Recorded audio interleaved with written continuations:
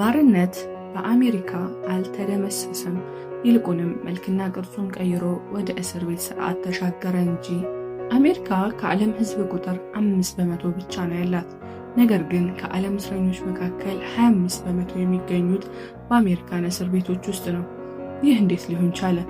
በዓለም ላይ ካሉ የበለጸጉ ሀገራት ሁሉ በከፍተኛ ፍጥነትና ቁጥር ዜጎቿን ወደ እስር ቤት የምታገዝ ሀገር ብትኖር አሜሪካ ናት። ዛሬ በኦስካር የታጨውን እና እጅግ አነጋጋሪ የሆነውን 13th ወይም 13ኛው የተሰኘውን ዶክመንተሪ ፊልም በጥልቀት እንመረምራለን። ዶክመንተሪ የአሜሪካ የህግ ማሻሻያ ህገ መንግስቱን በመጠቀም እንዴት አዲስ የባርነት መልክ እንደፈጠረ ያሳየናል። እስከ መጨረሻው አብራችሁን ቆዩ። ዶክመንተሪው መነሻውን ያደረገው የአሜሪካ ህገ መንግስት 13ኛው ማሻሻያ ህግን ነው። ይህ ማሻሻያ በረቂቅ ደረጃ ተዘጋጅቶ በኮንግረስ እንዲያልፍ ትልቁ ሚና የተጫወቱት የፈረሙበት ፕሬዝዳንት አብርሃም ሊንከን ናቸው። ኮንግረሱ ማሻሻያውን ጃንዋሪ 31 1865 አጽድቆታል። በአሜሪካ ህግ መሰረት የአንድ ማሻሻያ ህግ ሙሉ በሙሉ ሊጸድቅ የሚችለው በቂ ቁጥር ያላቸው የክልል ምክር ቤቶች ሲቀበሉት ብቻ ነው። በዚህም መሰረት የፕሬዝዳንት አብርሃም ሊንከንን ሞት ተከትሎ ዲሴምበር 6 1865 ላይ አስፈላጊው የክልሎች ቁጥር ድጋፍ አግኝቶ በይፋ የአገሪቱ ህግ ሆነ። ይህ ህግ በይፋ በአሜሪካ ባርነትን ያገደ ህግ ነው። ነገር ግን በውስጡ አሁንም ድረስ አጨቃጫቂ የሆነ አንድ ትልቅ ክፍተት ነበረው። ህጉ እንዲህ ይላል: ማንኛውም ሰው በባርነት ሊገዛ ወይንም በነፃ ሊያገለግል አይችልም በወንጀል ተከሶ ጥፋተኛ ከተባለ ሰው በስተቀር። ይቺ በወንጀል ተከሶ ጥፋተኛ ከተባለ ሰው በስተቀር የምትለው አረፍተ ነገር ታሪክን ቀየረች። ከአሜሪካን የእርስ በእርስ ጦርነትና የባርነት ዘመን ማክተሙን ተከትሎ የደቡብ አሜሪካ ኢኮኖሚ እየወደቀ መጣ። ለኢኮኖሚው መውደቅ ምክንያት የነበረው በነፃ የሚያርሰው የጥቁር ህዝብ ጉልበት መቅረት ነው።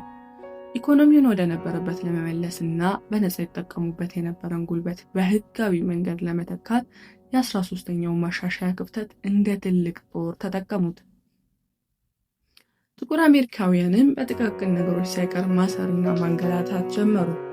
ጥቁር ወጣቶች ለምን ስራ ፈት ሆናችሁ፣ ለምን እስከ ቦታ ቦታ ተንቀሳቀሳችሁ በሚሉ ተልካሻ ምክንያቶች በገፍ ይታሰሩ ነበር።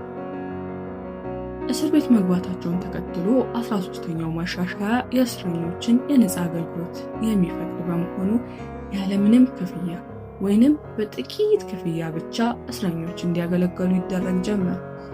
ይህም ከመውደቅ አፋፍ ላይ የነበረውን ኢኮኖሚ እንዲያንሰራራ አደረገው። ይህ በታሪክ ታላቅ በምትባለው አሜሪካ ባርነት እንዳልጠፋ ይልቁንስ ስሙን ቀይሮ በእስር ቤት በኩል እንደመጣ ያስመሰከረ ድርጊት ሆነ። 13ኛው የተባለው ዶክመንተሪ እንደሚያሳየው በእጅ አዙር እንደ አዲስ ህግን ተገን ተደርጎ የተጀመረ የአዲሱ ባርነት ስርዓት ለማስቀጠል ሚዲያ ትልቅ ሚና ተጫውቷል። ይሰሩ የነበሩ ፊልሞች ጥቁር ወንዶችን ደፋሪ፣ ገዳይ፣ ቀማኛ በማድረግ በደማቁ ስሎ አለፈ። በተለይም The Birth of Nation የተሰኘው ፊልም። በ1970ዎቹ እና 80ዎቹ ደግሞ በአሜሪካ የነበሩ የፖለቲካ መሪዎች በወንጀልና በእጽ ላይ ጦርነትን አወጁ። ዋር ኦን ድራግስ። በተለይም በፕሬዝዳንት ሪቻርድ ኒክሰን እና ሮናልድ ሬገን ዘመን የእስረኞች ቁጥር በከፍተኛ ሁኔታ ጨመረ። እጽ መጠቀም እንደ ጤና ችግር ሳይሆን እንደ ከባድ ወንጀል ታይቶ ሰዎችን ለረጅም ዓመታት ማሰር የተለመደ ሆነ። ከዚህም በላይ የእጽ አይነቶችን ለሁለት በመክፈል ዋጋቸው ረከስ ያሉና በቀላሉ ሊገኙ የሚችሉ በጥቁር ማህበረሰብ አካባቢ በብዛት የሚገኙ እጾችን ይዞ መገኘት በነጭ ማህበረሰብ አካባቢ የሚገኙ እጾችን ከመጠቀም በላይ በ100 እጥፍ በከባድ እስር እንዲያስቀጣ ተደረገ። ይህ ዶክመንተሪ የሚያጋልጠው እጅግ አስደንጋጭ እውነት ቢኖር እስር ቤት በአሜሪካ ትልቅ ቢዝነስ መሆኑን ነው። የግል እስር ቤቶች ወይንም ፕራይቬት ፕሪዝንስ የሚባሉ ድርጅቶች አሉ። እነዚህ ድርጅቶች ትርፍ የሚያገኙት በእስረኞች ቁጥር ልክ ነው። እስረኛ በበዛ ቁጥር መንግስት እስረኞቹ ለሚኖሩበት ክፍያ ይፈጽማል። በተጨማሪም አሌስክ ወይንም አሜሪካን ሌጂስሌቲቭ ኤክስቼንጅ ካውንስል የተባለ የፖለቲከኞችና የትልልቅ ድርጅቶች ጥምረት አለ። ይህ ጥምረት ሰዎችን በቀላሉ የሚያስሩና በእስር ቤት የሚያቆዩ ህጎችን እያዘጋጀ ለፓርላማ ያቀርባል። ከዚህም ብዙ እስረኞችን በማስገባት በተለያዩ የስራ ዘርፎች በነፃ ወይም በጣም በትንሽ ክፍያ እንዲሰሩ በማድረግ ከፍተኛ ትርፍን ያካብታሉ። እንደ ሲሲኤ ያሉ የግል እስር ቤቶች በቢሊዮን የሚቆጠሩ ዶላሮችን በማትረፍ ቁንጮነትን ተቆጣጥረውታል። በ1994 ፕሬዚደንት ቢል ክሊንተን ያሳለፉት የጥበቃና የወንጀል ቁጥጥር ህግ ወይም 1994 ክራይም ቢል ሁኔታዎችን ይባስ አባባሰው። ይህ ህግ በቢሊዮን የሚቆጠሩ ዶላር ለአዳዲስ እስር ቤቶች ግንባታ ፈቀደ። ፖሊሶች ሰዎችን በብዛት እንዲያስሩ አበረታታ።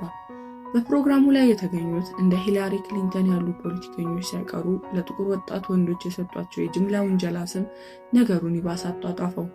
በኋላ ላይ ቢል ክሊንተን ራሳቸው ይህ ህግ ስህተት እንደነበር አምነዋል። ዛሬ ላይ በአሜሪካ በቢሊዮን የሚቆጠሩ ዶላሮች በየዓመቱ በእስር ቤቶች ላይ ይወጣሉ። ዶክመንታሪው ሰርቲንዝ ታሪክን፣ ፖለቲካን እና የንግድ ፍላጎትን በማያያዝ የፍትህ ስርዓቱ እንዴት ሰብአዊ መብትን እንደሚረግጥ በግልጽ ያሳያል።